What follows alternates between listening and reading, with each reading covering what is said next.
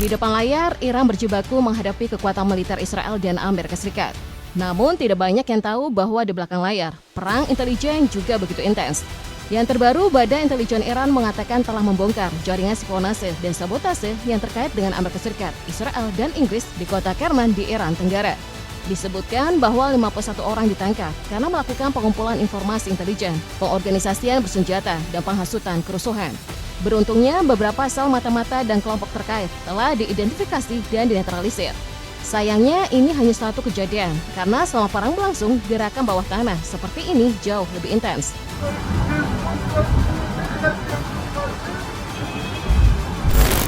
Pada 18 Maret 2026, Iran membuat pengumuman besar di tengah situasi perang yang masih berkecamuk. Mereka menyatakan bahwa Khoros Kefani telah dieksekusi. Ia dituduh sebagai agen Mossad yang terlibat dalam perang 12 hari pada Juni 2025. Menurut tuduhan Iran, Kefani berperan mengirim foto dan data intelijen mengenai berbagai titik sensitif di dalam negeri.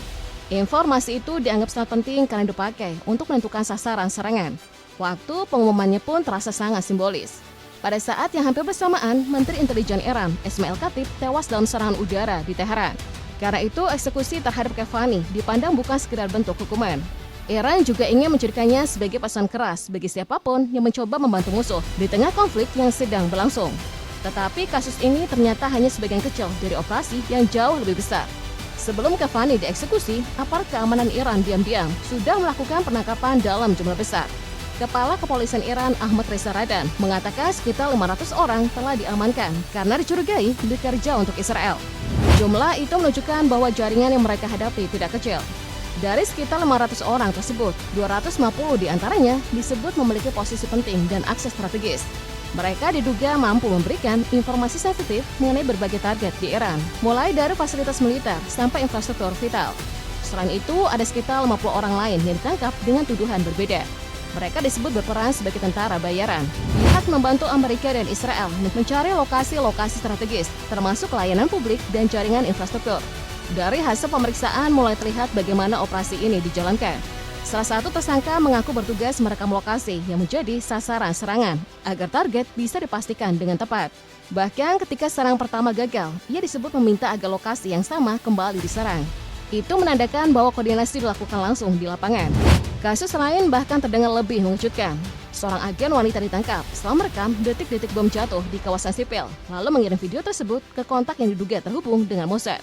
Dalam rekaman itu, ia bahkan sempat menyampaikan dukungannya kepada Amerika dan Israel. Namun respon aparat berlangsung sangat cepat. Hanya sekitar 30 menit setelah video itu dikirim, lokasinya berhasil dilacak. Ia pun langsung ditangkap, memperlihatkan seberapa cepat kemampuan kontra-intelijen Iran bekerja. Di sisi lain, Garda Revolusi Iran melalui unit intelijennya juga mengumumkan bahwa mereka telah menangkap 103 orang yang diduga menjadi bagian dari jaringan Amerika Israel sejak perang dimulai. Salah satu kasus paling serius melibatkan 4 orang yang diduga sedang menyiapkan sabotase terhadap jaringan listrik di Teheran. Tetapi sebelum rencana itu dijalankan, aparat lebih dulu berhasil menggagalkannya. Untuk mencegah jaringan ini meluas, pemerintah Iran mulai memperketat arus informasi secara besar-besaran. Akses internet dibatasi, bahkan sejumlah jalur komunikasi diputus. Dalam operasi lanjutan pada awal April, aparat menyita 139 terminal Starlink dan menangkap 46 orang yang diduga terlibat dalam distribusinya. Perangkat-perangkat itu diyakini digunakan untuk komunikasi rahasia yang sulit dilacak. Tidak hanya itu, Kementerian Intelijen Iran juga mengaku berhasil menggagalkan penyelundupan senjata ringan dan menengah yang diduga akan dipakai oleh kelompok bersenjata afiliasi oposisi untuk melakukan sabotase dan gangguan keamanan. Semua ini memperlihatkan satu hal, perang tidak hanya berlangsung di udara atau di laut, tetapi juga terjadi di dalam negeri. Pertempuran berjalan diam-diam, tersembunyi di balik bayangan. Dan jika jaringan sebesar ini memang berhasil dibongkar, maka muncul satu pertanyaan besar, berapa banyak yang sebenarnya masih belum terungkap?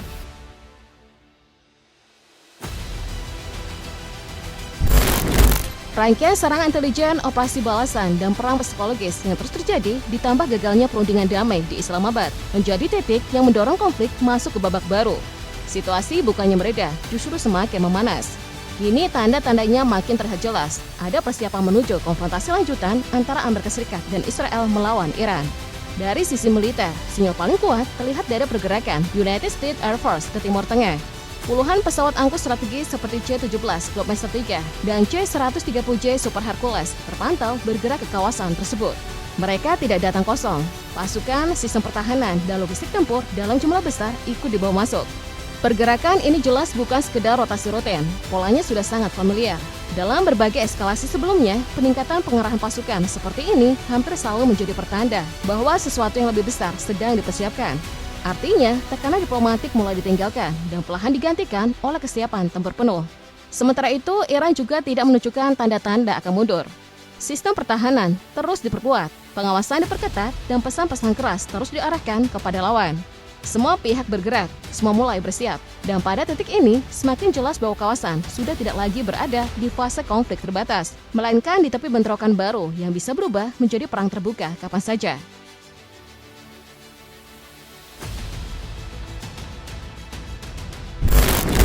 Semakin panas konflik, medium perangnya pun ikut berubah. Pertempuran tidak lagi hanya berlangsung di udara, laut, atau daratan, tetapi juga berpindah ke ruang informasi. Muncul narasi tentang keberadaan jaringan pseudo-patriot Iran, yaitu figur-figur diaspora yang dianggap menyuarakan kepentingan Amerika Serikat dengan mendukung tekanan, bahkan serangan terhadap Iran. Salah satu nama yang paling sering dibahas adalah Masih Ahmadinejad. Ia disebut memiliki pengaruh luas dan koneksi dengan US Agency for Global Media, serta National Endowment for Democracy.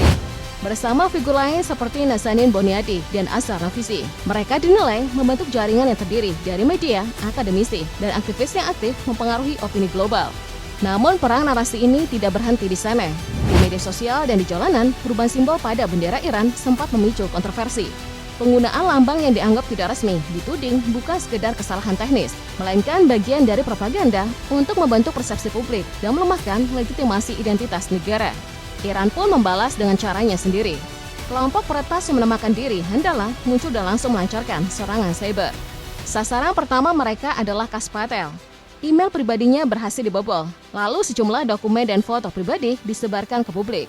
Tetapi itu baru permulaan. Handala juga mengklaim berhasil meretas ponsel mantan kepala staf militer Israel, Herzi Halevi. Dampaknya cukup besar. Lebih dari 19.000 file disebut bocor, mulai dari dokumentasi pribadi, peta strategis, hingga rekaman rapat rahasia. Salah satu yang paling menarik perhatian adalah rekaman kunjungan diam-diam ke Yordania yang sebelumnya tidak pernah diketahui publik. Pada titik ini semakin jelas bahwa perang bukan hanya soal peluru dan rudal. Informasi juga menjadi senjata. Dan pihak yang mampu mengendalikan narasi bisa mengubah arah konflik tanpa perlu melepaskan satu tembakan pun.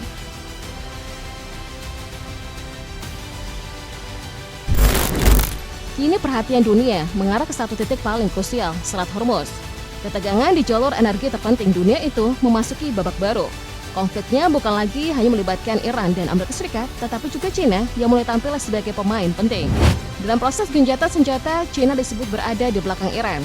Dampaknya langsung terlihat. Tanker China Ristari dilaporkan berhasil melewati Selat Hormuz meski Donald Trump mengumumkan blokade. Kapal itu sempat berbalik sehari sebelumnya, tetapi akhirnya kembali melanjutkan pelayarannya. Pesannya cukup jelas, blokade itu tidak sepenuhnya berhasil. China masih memiliki ruang gerak, bahkan lalu lintas di Selat Hormuz mulai didominasi kapal-kapal yang terhubung dengan China.